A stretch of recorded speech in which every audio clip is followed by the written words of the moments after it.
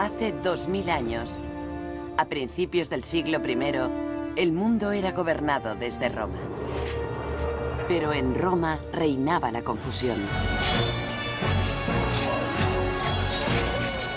La guerra civil había asolado la capital del imperio. Los dictadores aspiraban al poder y el futuro de Roma parecía muy negro.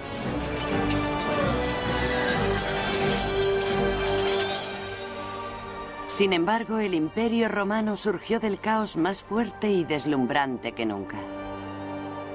En unos pocos años se extendió desde Britania por toda Europa hasta el sur de Egipto, desde el norte de África por todo el Mediterráneo hasta Oriente Medio. Abarcaba cientos de lenguas y religiones y cultivó estas culturas tan diversas en una tierra muy fértil, de la que surgió la civilización occidental.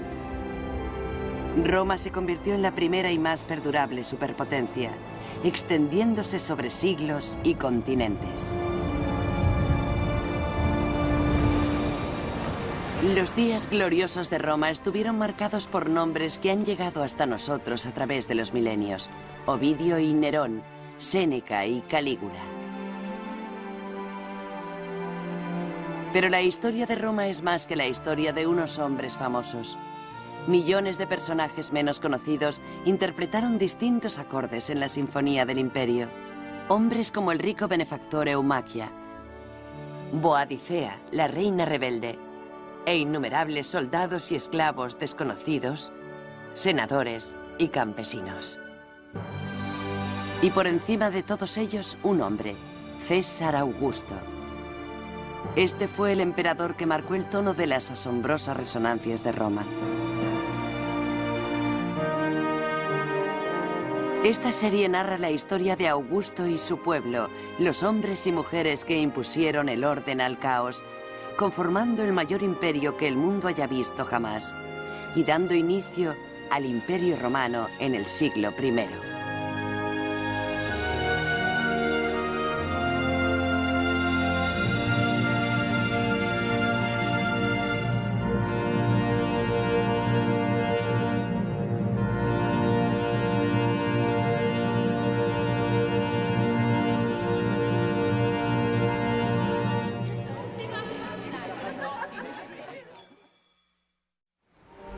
Del caos al orden. 2000 años después de que reinaran los faraones de Egipto, 400 años después del florecimiento de la cultura griega,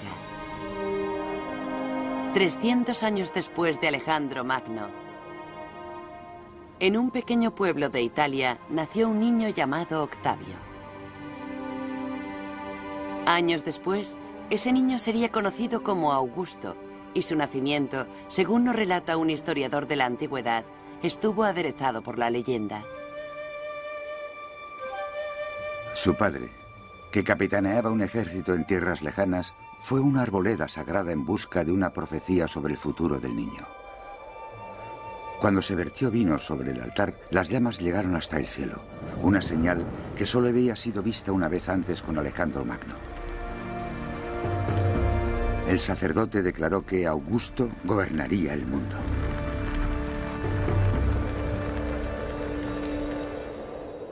La historia nos la narra Suetonio, que la escribió a finales del siglo I. Basó su biografía en relatos de testigos presenciales, en rumores y en investigaciones que llevó a cabo como bibliotecario imperial. La verdad, escribe, es que el futuro del joven Augusto distaba mucho de ser grandioso. Era un muchacho enfermizo, con muy pocos contactos. Su familia era gente del campo. Su padre fue el primero de su linaje en entrar en el Senado.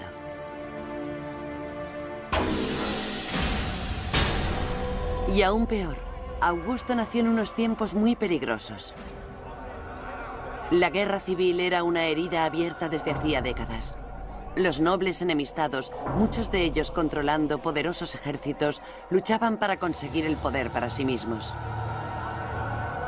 Y con frecuencia, las tradiciones romanas de un gobierno popular eran pisoteadas. Así como también los ciudadanos inocentes.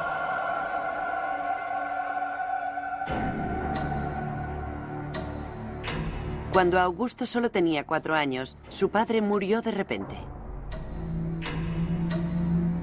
Sin un mentor, el futuro del niño parecía muy sombrío.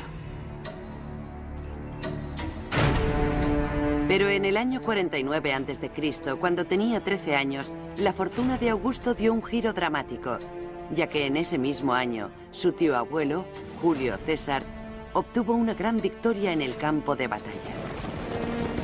Cruzando con su ejército el río Rubicón, César se declaró amo de Roma y gobernante de un imperio que aún aspiraba a la grandeza. En la época de Julio César, el Imperio Romano era como un muchacho que tuviera una estatura de 1,80 m, pero solo con 14 o 15 años. Aún no es un hombre. Los factores externos de un imperio estaban allí, el ejército estaba allí. Los romanos controlaban casi toda la costa del Mediterráneo, con la excepción de Egipto. Sin embargo, aún no habían aprendido a unir todos los elementos en un organismo funcional. Las últimas décadas de luchas internas habían debilitado al imperio. Las tribus del norte hostigaban las fronteras, los enemigos se enfrentaban a Roma en el este, y la provincia de España amenazaba con independizarse. Julio César se movilizó rápidamente para reforzar las fronteras y su propio legado. César no tenía herederos, de manera que cuando Augusto completó con éxito una peligrosa misión, César adoptó al adolescente en su testamento. Augusto entendió que tenía una gran oportunidad. No obstante, carecía de adiestramiento militar, pero era el heredero de la figura política más grande que existía en Roma en ese momento, y se aprovechó de ello. Para Augusto era una oportunidad embriagadora, pero también un peligroso desafío. En el año 44 a.C., los extranjeros no eran la única amenaza a la estabilidad. César tenía enemigos en el reducido círculo de sus consejeros.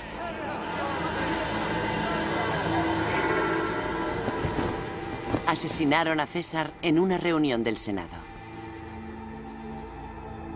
Por segunda vez en su vida, Augusto perdía a un padre. Pero en ese momento, a punto de convertirse en hombre, se lanzó al torbellino de la política romana. La muerte de Julio César no solo representó un giro en la vida de Augusto, también lo fue en la historia del mundo. Era extremadamente joven, solo tenía 19 años. Pero cuando supo que era el heredero de César, inmediatamente asumió el legado político de este y entró en la corriente de la política romana. No vaciló al intentar vengar a su padre. Pero eso, por supuesto, implicaba salir al escenario político, crear un ejército e inmediatamente emerger en la lucha por el poder político supremo en Roma. Desplegó una gran brutalidad contra los prisioneros enemigos. En una ocasión, cuando un padre y su hijo suplicaban por su vida, ordenó que la suerte decidiera quién iba a ser ejecutado. El padre se ofreció voluntario y fue ejecutado. Debido a ello, el hijo se suicidó. Augusto observó cómo morían los dos. Suetonio describe la crisis como un juicio por fuego y Augusto no vaciló en ningún momento. Formó una estratégica alianza con Marco Antonio, un poderoso general que también quería el poder supremo. Juntos masacraron a sus enemigos en la capital. Luego persiguieron a sus rivales hasta las costas de Grecia, donde pelearon y ganaron 2 de las batallas más sangrientas de la historia de Roma. Cuando terminó la carnicería, el imperio era suyo. Augusto y Marco Antonio se dividieron el botín.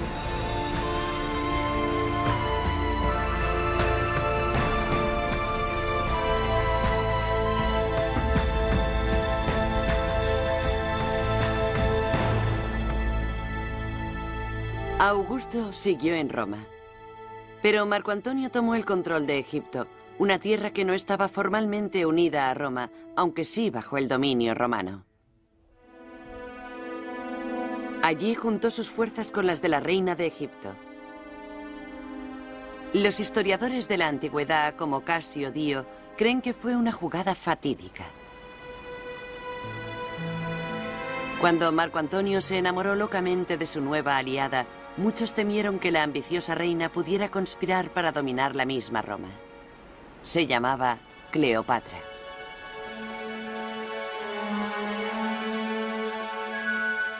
El descarado deseo de pasión y riqueza de Cleopatra era insaciable. Por amor, se había proclamado reina de Egipto, pero fracasó en su objetivo de ser la reina de los romanos. Cleopatra no disfrutaba de un gran prestigio en Roma. Lo que más irritaba de Cleopatra a la gente era que se trataba de una poderosa mujer del este, de un país muy rico con un sistema de gobierno monárquico. Por ello simbolizaba la falta de moderación, de control, ya que tendía al frenesí, a la furia. Todo aquello que Roma procuraba no ser. Cleopatra y Marco Antonio fueron considerados los líderes del imperio del mal. La alianza de Marco Antonio con Augusto fue debilitándose. Él y Cleopatra se movilizaron, pero Augusto dio el primer golpe. El poeta Virgilio describió posteriormente la batalla como una lucha épica de Oriente contra Occidente. De pie en la popa, Augusto capitaneó a los romanos en la batalla, llevando con él la fuerza del Senado y del pueblo. Frente a él, con su bárbara riqueza, se encontraba Marco Antonio, preparado para la batalla. Llevaba con él los poderes de Oriente y, para escándalo de todos, su esposa egipcia. Sus monstruosas divinidades levantaron las armas contra nuestros dioses romanos.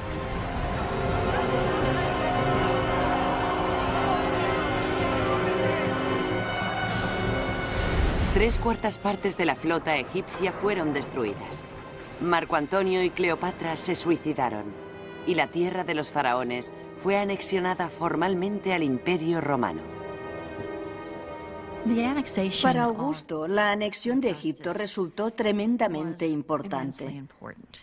Fue el equivalente de las tropas de Hitler marchando por las calles de París. Egipto era un país que iba a proporcionar alimentos y tierras, pero sobre todo era una nación con un gran prestigio cultural. Una vez Roma hubo incorporado a Egipto como parte de su imperio, puede decirse que había conseguido el triunfo.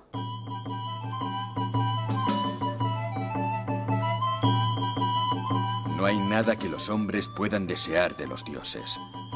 Nada que los dioses puedan hacer por los hombres que Augusto no hiciera por la República, el pueblo romano y el mundo entero cuando regresó a la ciudad. Las guerras civiles habían finalizado, y también las guerras extranjeras. La furia de las armas estaba en descanso. En el año 29 a.C., cuando Augusto volvió a una Roma asolada por la guerra, la ciudad enloqueció de entusiasmo. El glorioso general juró restaurar la paz y la seguridad. Fue una promesa que mantuvo. La victoria de Augusto inició un periodo de asombrosa vitalidad cultural, de renovación religiosa y de bienestar económico que se extendió por todo el imperio. Sería conocido como la Pax Romana, la paz de Roma. Y para muchos marcó el retorno del mítico y glorioso pasado de Roma. Pero Augusto nunca volvió los ojos al pasado. En ese momento era un hombre endurecido de 32 años, el único gobernante del mundo grecorromano, el primer emperador de Roma. La victoria había sido costosa. Sin embargo, el mayor desafío aún estaba por llegar, ya que para evitar el destino de Julio César tenía que desarmar al Senado y seducir a las masas. Tenía que hacer algo más que ganar la guerra. Tenía que ganar la paz. Ese desafío ocuparía el resto de su vida.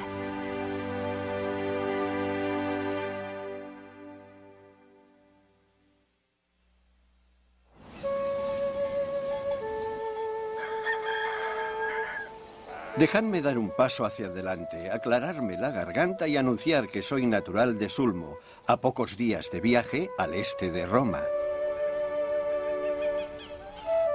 Mientras Augusto se abría camino para alcanzar la cima del poder, un muchacho llamado Ovidio llegaba a la mayoría de edad en unas circunstancias mucho menos exigentes. Yo era el segundo hijo, nacido el mismo día, pero un año después que mi hermano. Siempre teníamos 2 tartas en los cumpleaños que compartíamos y también estábamos muy unidos en otros aspectos. Estudiamos juntos y luego nos fuimos a Roma en busca de fortuna. Yo solía perder el tiempo intentando escribir poemas. Nuestro padre lo consideraba una pérdida de tiempo. Desaprobaba cualquier trabajo que no te permitiera ganarte la vida decentemente y siempre decía, Homero murió pobre. Ovidio y Augusto tenían unos orígenes comunes. Ambos pertenecían a la pequeña aristocracia rural. Y al igual que Augusto, la identidad y las ambiciones del joven fueron moldeadas por su exigente familia. Intenté dejar la poesía y dedicarme a la prosa en temas serios. Pero una mente frívola como la mía atrae inspiraciones frívolas, algunas demasiado buenas para coquetear con ellas. Seguía cayendo en mis malos hábitos, en secreto y avergonzado.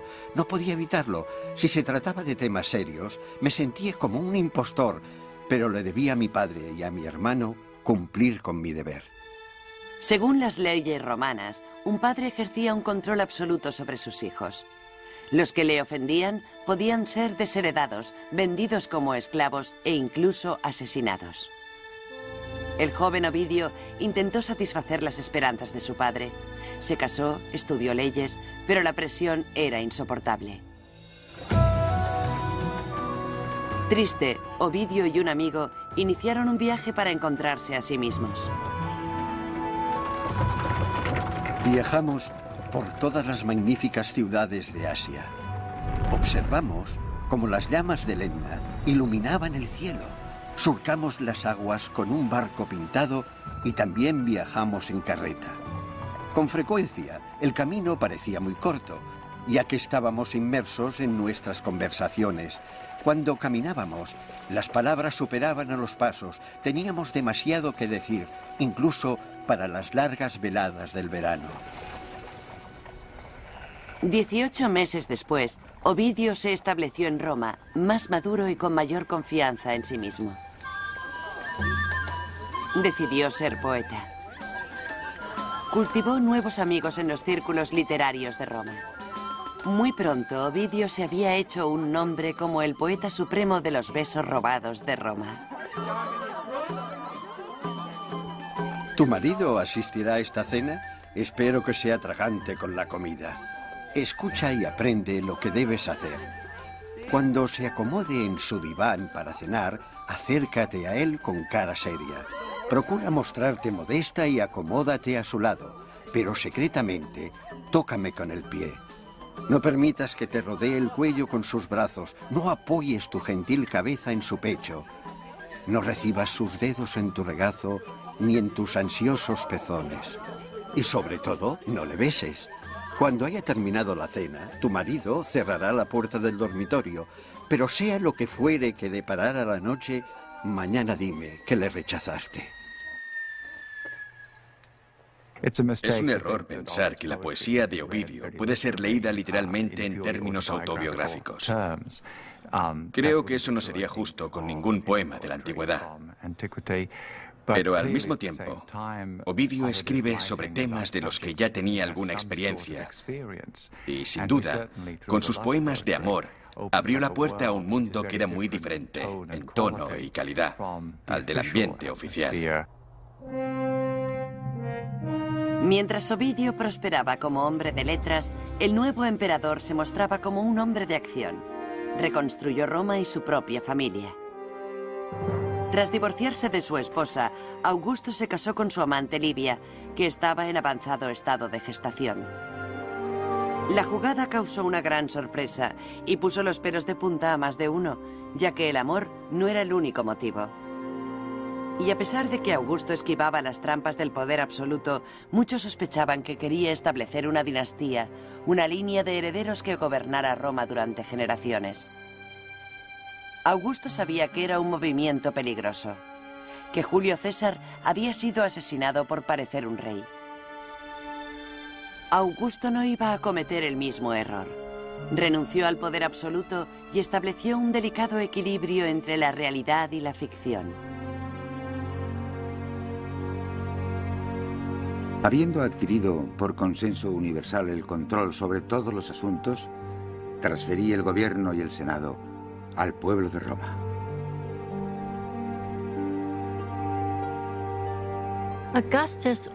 Augusto era un líder político muy cauto, porque pretendió restaurar las tradiciones políticas de la República, cuando, en realidad, estaba gobernando según las normas de una auténtica monarquía dinástica.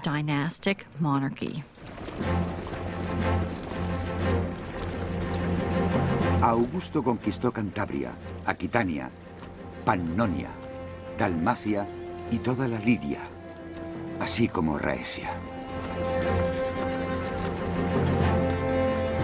Augusto no solo cambió el imperio, también lo amplió. Egipto había sido anexionado a principios de su carrera.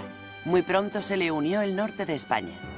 Augusto cruzó Europa para llegar a Germania y unió Oriente con Occidente, añadiendo la moderna Hungría, Austria, los Balcanes y el centro de Turquía. Estas victorias implicaron a soldados y senadores romanos y ofrecieron una buena distracción a los pobres de la ciudad. Cuando Augusto no estaba organizando carreras de cuadrigas o exhibiciones de gladiadores, mostraba animales exóticos traídos de los confines del Imperio de Roma. Un rinoceronte aparecía en el circo, tigres asiáticos en el teatro, una serpiente gigante en el foro. Una circunscripción clave para Augusto la formaba la población plebeya de Roma, que era básicamente populacho. Se trataba de varios cientos de miles de personas que no tenían trabajo, y para decirlo claramente, que había que sacar de la calle, y evitar que crearan problemas, porque la mezcla era muy volátil y combustible. La volátil mezcla que conformaba Roma se mantuvo tranquila durante los primeros 4 años del gobierno de Augusto. Luego, en el año 23 a.C., los acontecimientos dieron un giro dramático. Casio Dio escribió que una serie de desastres convencieron al pueblo de que Augusto no necesitaba menos poder, sino más. La ciudad se inundó al desbordarse el río, y los relámpagos alcanzaron a muchas construcciones. Luego, una plaga asoló Italia y nadie pudo trabajar la tierra. Los romanos creían que esas desgracias se debían a que Augusto había renunciado al poder. Deseaban nombrarle dictador. La plebe encerró a los senadores en el Senado y, amenazándoles con quemarlos vivos, los obligaron a votar a Augusto como gobernante absoluto.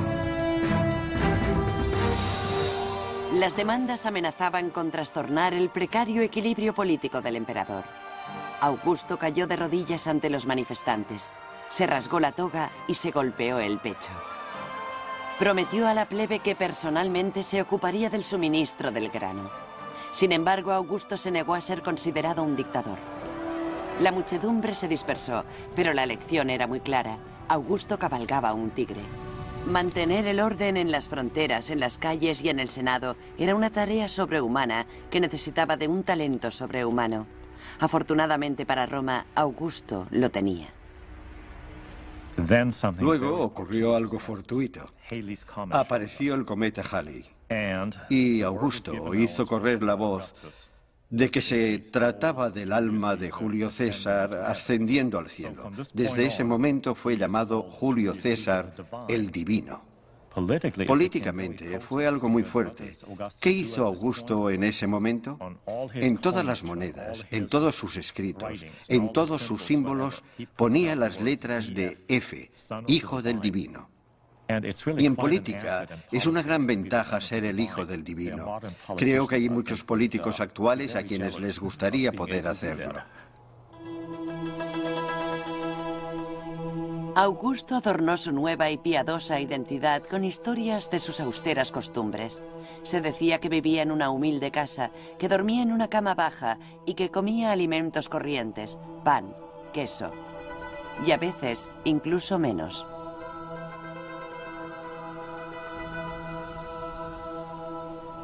Mi querido Tiberio, ni siquiera un judío observa el ayuno del sábado tan rigurosamente como yo lo he hecho hoy. No he tomado nada hasta las primeras horas de la tarde, cuando comí 2 bocados antes del masaje.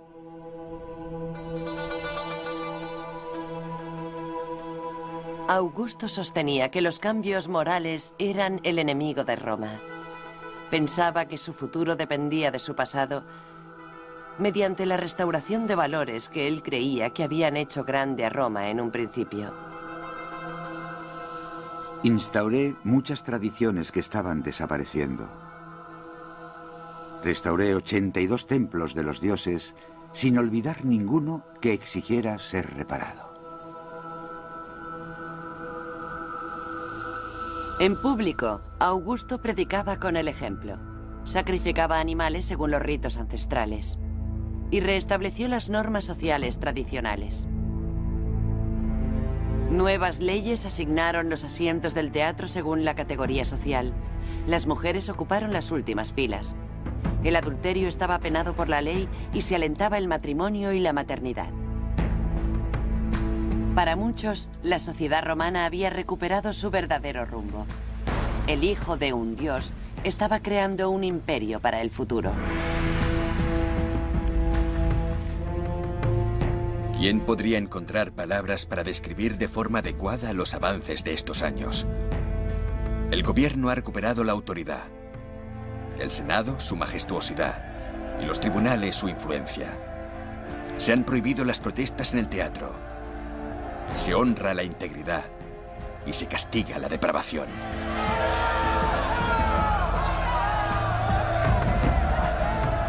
Pero entre los aplausos también había gritos de protesta. El nuevo tradicionalismo del emperador molestaba a amigos y enemigos por igual. Incluso molestaba a su hija Julia, durante mucho tiempo un peón de la política familiar. Julia supuso que estaba exenta de las estrictas normas de su padre. Estaba equivocada. Y en los años siguientes, Augusto, el hijo de un dios, tuvo que enfrentarse a Augusto, el padre.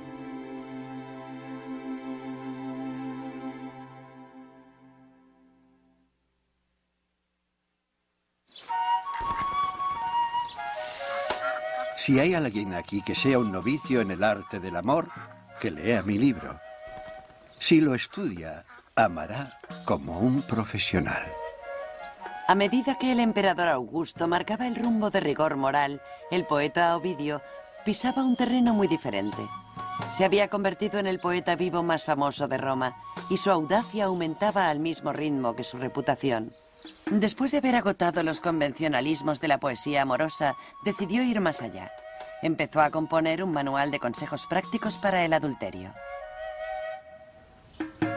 Primer paso. Pasea por una columnata sombreada. No te pierdas el templo de Adonis, pero el teatro es tu mejor terreno de caza. Allí encontrarás mujeres dispuestas a satisfacer cualquier deseo. De la misma forma que las hormigas van y vienen, las damas cultas acuden en masa a los juegos. Van por el espectáculo y para exhibirse ellas mismas. Hay tantas que, a veces, me tambaleo al tener que elegir. Muchos romanos anhelaban seguir a su emperador por la senda de los viejos tiempos de la estricta virtud romana. Pero otros se deleitaban con las promesas de la nueva paz que Roma había encontrado. Ovidio era uno de ellos. Para el joven poeta los viejos límites carecían de sentido. No dudes de que podrás tener a cualquier mujer que desees. Algunas se entregan, otras se resisten, pero a todas les agrada que les hagas una proposición. Y aún en el caso de fracasar, el rechazo no duele. Pero ¿por qué ibas a fracasar? Las mujeres siempre agradecen el placer y las novedades les resultan excitantes. Las guerras civiles habían provocado enormes cambios sociales. Algunas mujeres habían ganado influencia política, más derechos y una nueva libertad. Según la tradición, una de esas mujeres era Julia, la única hija del emperador. Julia se sentía atraída por las letras y había sido bien educada, algo propio de la familia. También era de naturaleza apacible y sin ninguna intención cruel. Todo ello le valió una gran estima como mujer. En general, Julia no rechazaba los valores tradicionales. Durante mucho tiempo había soportado el exagerado control de su padre. Obedientemente se casó 3 veces para satisfacer sus ambiciones dinásticas. Tuvo 5 hijos. 2 de ellos, Cayo y Lucio, eran considerados por Augusto como probables herederos. Pero al igual que Ovidio, Julia esperaba algo más de la paz. Era inteligente y vivaz y tenía una lengua irreverente que se enfrentaba a las convenciones romanas. Su legendario ingenio ha llegado hasta nosotros gracias a un escritor romano llamado Macrobio. Su padre le ordenó en varias ocasiones, de forma cariñosa y severa, que moderase sus llamativos vestidos y que tuviera unas compañías menos dudosas. Una vez la vio con un vestido exageradamente escotado, lo desaprobaba, pero no dijo nada. Al día siguiente, Julia, con un vestido diferente, abrazó a su padre modestamente.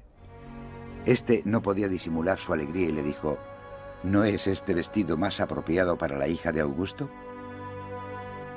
Julia le respondió: hoy voy vestida para los ojos de mi padre. Ayer me vestí para los de mi marido.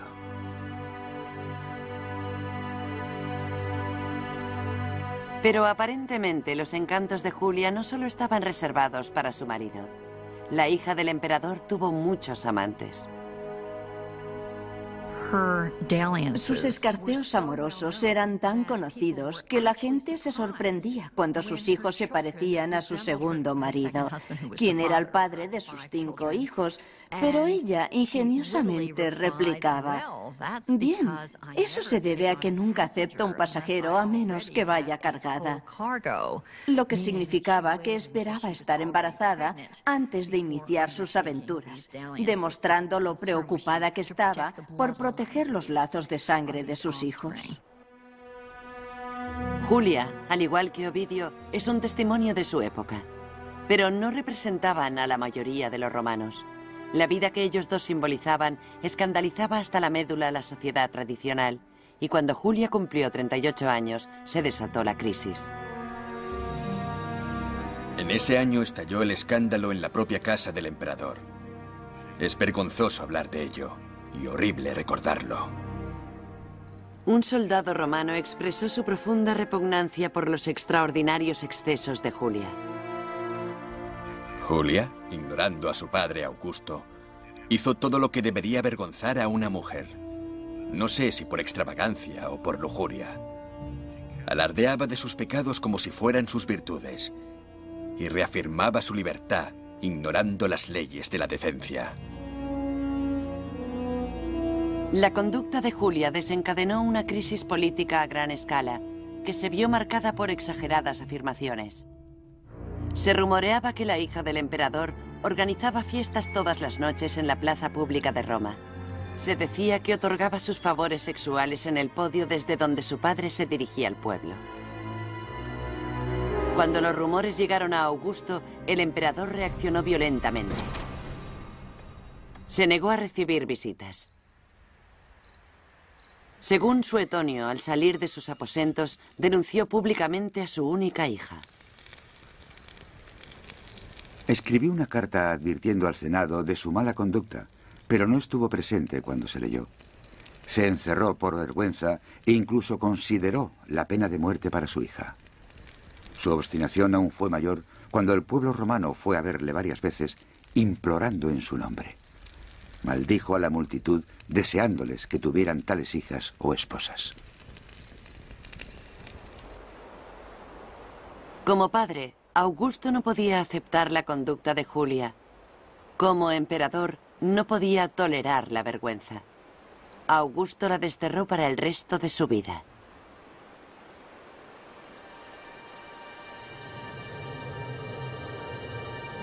Iba a omitir las formas en las que una muchacha inteligente puede eludir a su marido o a un guardia vigilante. Pero ya que necesitas ayuda, este es mi consejo. Poco después del exilio de Julia, Ovidio hizo público su salaz poema. No podía haber elegido peor momento. Por supuesto, un guardia se interpone en tu camino, pero aún puedes escribir. Compón cartas de amor cuando estés sola en el baño y envíalas por medio de una cómplice. Ella puede ocultarlas junto a su cálida carne, bajo su vestido o ponerlas bajo el pie. Si tu guardián se enterara de ello, ella puede ofrecer su piel como papel y llevar notas escritas en su cuerpo. Los poemas de Ovidio alababan la conducta por la que había sido desterrada la hija del emperador. Y su destino era como una advertencia.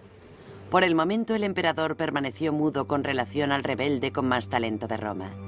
Ovidio pasó a escribir poemas menos provocativos. Volvió a casarse y desde entonces apreció mucho más la discreción.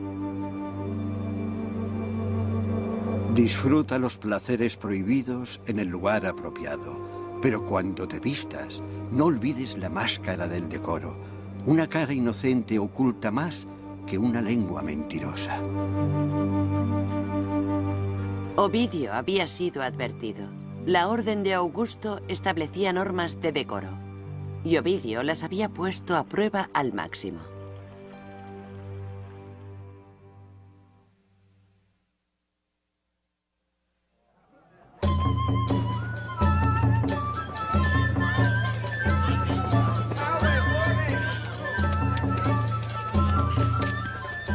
Ahora considera los peligros de la noche. Las tejas caen de los tejados y te dan en la cabeza. Y el truán borracho buscando pelea no puede descansar sin encontrar pendencia. ¿Qué puedes hacer cuando un loco de atar se enfrenta a ti? O cuando los vecinos tiran vasijas rotas por la ventana. Coqueteas con el desastre si vas a cenar antes de redactar el testamento.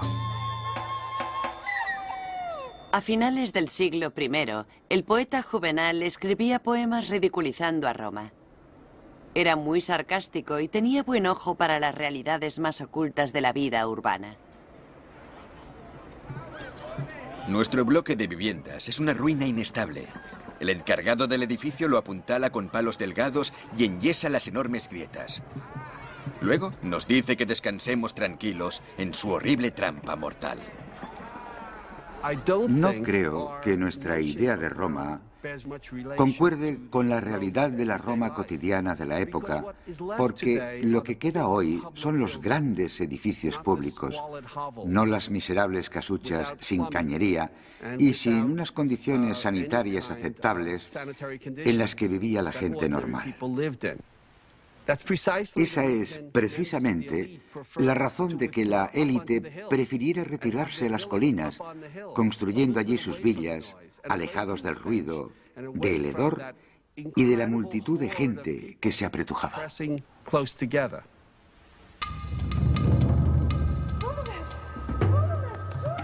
Me gustaría vivir donde no se experimente miedo en la oscuridad de la noche. Incluso ahora mismo, huelo el fuego y oigo los gritos de un vecino pidiendo agua, mientras se esfuerza por salvar sus miserables pertenencias. El humo sale de la tercera planta mientras las llamas van subiendo. Pero el pobre desgraciado que vive en la última planta, con un techo con goteras y nidos de pájaros, ignora el peligro y seguro que se quemará.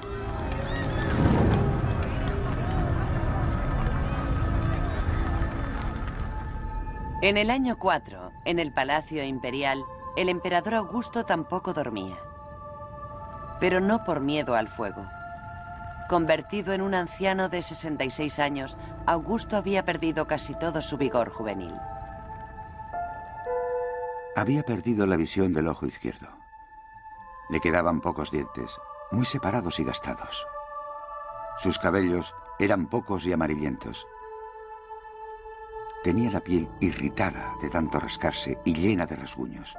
Estaba tan reseca que parecía un tiñoso.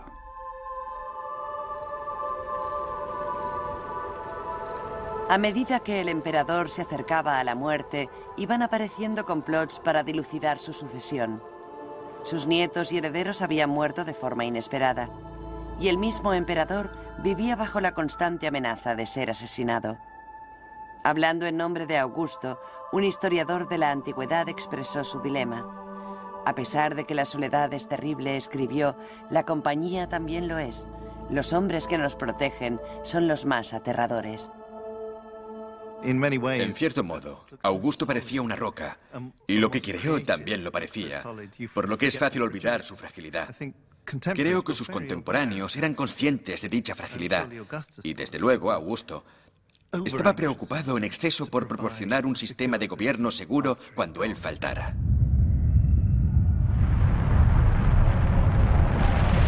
En aquellos momentos hubo unos terremotos extraordinariamente fuertes. El Tíber derrumbó el puente e inundó la ciudad durante 7 días. Se produjo un eclipse parcial del sol y empezó la hambruna. Los historiadores de la antigüedad nos dicen que los desastres naturales predecían los políticos. Sea como fuere, las dificultades del emperador iban rápidamente en aumento. En el año 6, los soldados, la médula del imperio, se negaron a reengancharse si no les subían el sueldo, de modo que hubo que encontrar nuevos fondos. Luego el fuego asoló extensas zonas de la capital. Augusto, aunque poco dispuesto, recurrió a los impuestos. Era una táctica muy peligrosa, y el emperador lo sabía. Temiendo un golpe de estado, Augusto alejó a los potenciales enemigos, suspendió los tribunales y disolvió el Senado. Incluso despidió a su propio séquito, pero Roma seguía inestable. La plebe, angustiada por la hambruna y los impuestos después de los incendios, estaba inquieta. Hablaban abiertamente de rebelarse. Al caer la noche, pegaban carteles sediciosos.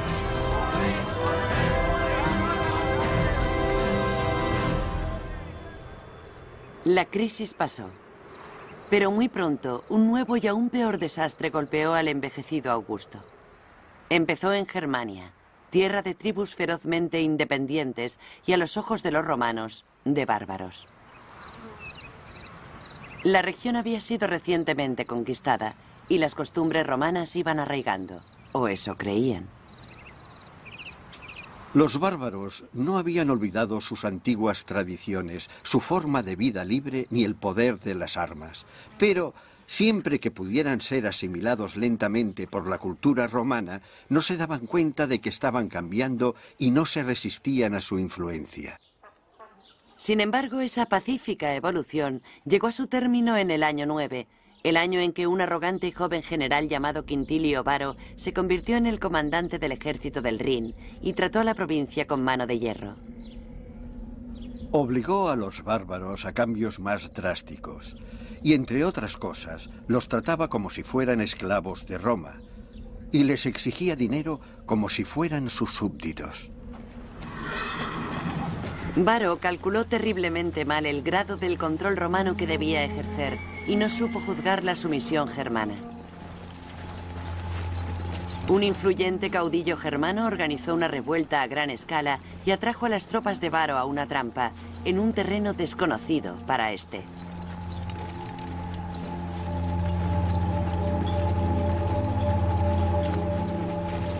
Las montañas eran rocosas y cortadas con profundas gargantas. Había muchos árboles altísimos, por lo que a los romanos les resultaba muy difícil avanzar.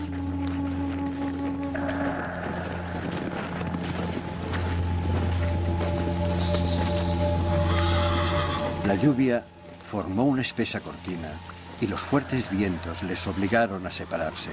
Alrededor de los troncos y las raíces de los árboles, el terreno era resbaladizo. Mientras los romanos se enfrentaban a esos problemas, los bárbaros les rodearon. Salieron de todas partes. Primero, lanzaron proyectiles desde lejos. Pero luego, ya que nadie respondía y eran muchos los heridos, los bárbaros fueron acercándose y los romanos no pudieron defenderse.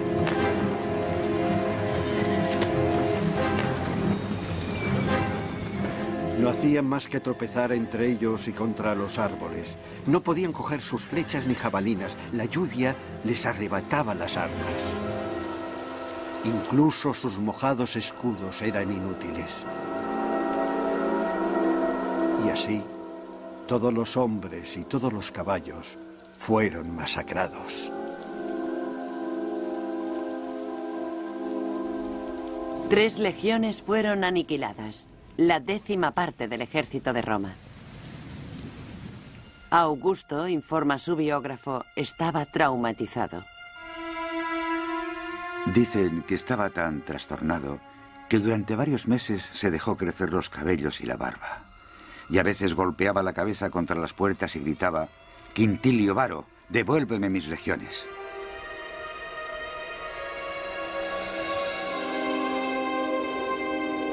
El desastre de Germania subrayó una cruda realidad. El imperio había nacido de la violencia y a la violencia amenazaba con volver. El emperador no se inclinaba por la indulgencia.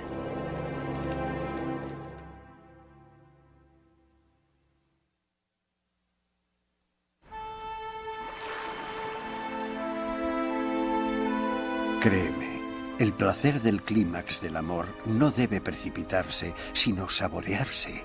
Y cuando llegues a esos lugares que a la mujer le encanta que le toquen, no permitas que la vergüenza se interponga entre vosotros. No te eches atrás. Verás que los ojos le brillan con una luz trémula, al igual que el sol brilla en las olas del mar. Emitirá suaves quejidos y susurrará palabras dulces adecuadas para el juego. Pero no vayas más deprisa que tu amante, ni permitas que te deje a medio camino. Alcanzad la meta al unísono.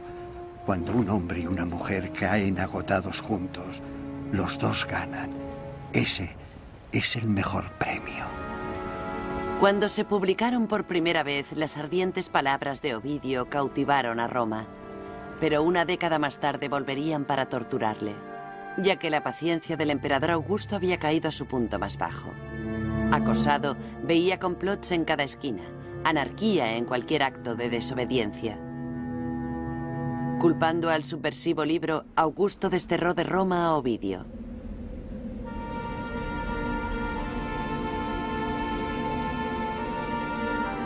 Hola, ¿estás ahí? Si es así, sé complaciente con estos versos míos. No provienen de mi jardín ni del viejo diván en el que solía recostarme.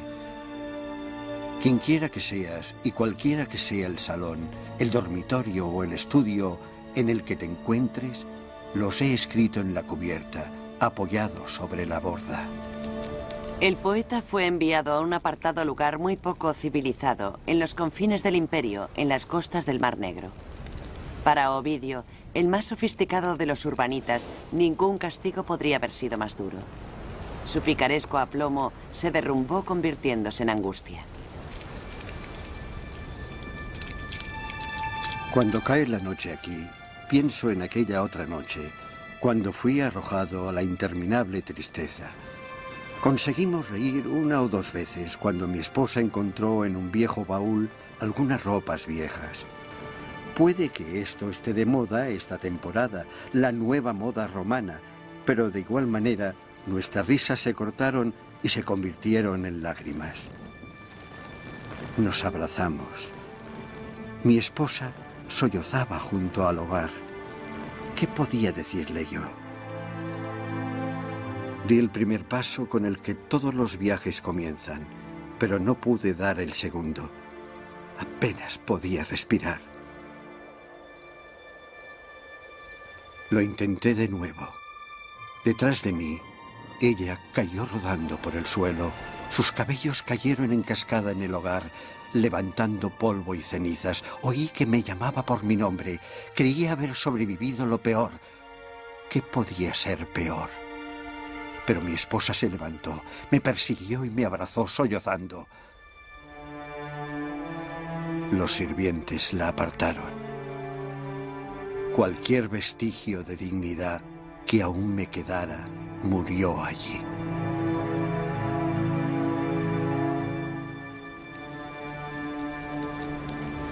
Ovidio estaba seguro de que su talento le llevaría de nuevo a casa.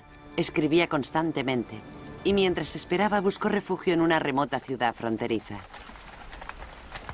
Cuando desciende la temperatura, escribió Ovidio, el vino se congela en las vasijas, el río en las orillas.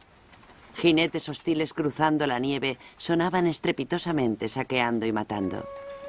Es una vida brutal, escribió Ovidio desde su exilio, una cara del imperio que pocos romanos han visto.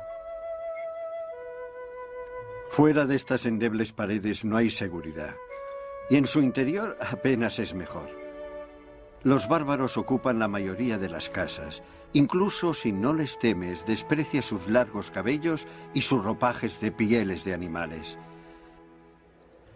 Siempre hablan en su lengua. Tengo que comunicarme por medio de gestos. Nadie me entiende. Y los estúpidos campesinos insultan mis palabras latinas, me provocan y se mofan de mi exilio. Escribir para este público, se quejaba Ovidio, era como danzar en la oscuridad. Con el paso de los años, Ovidio se fue marchitando, convirtiéndose en un huesudo anciano. Estaba enfermo. El arrepentimiento sustituyó su anterior jactancia.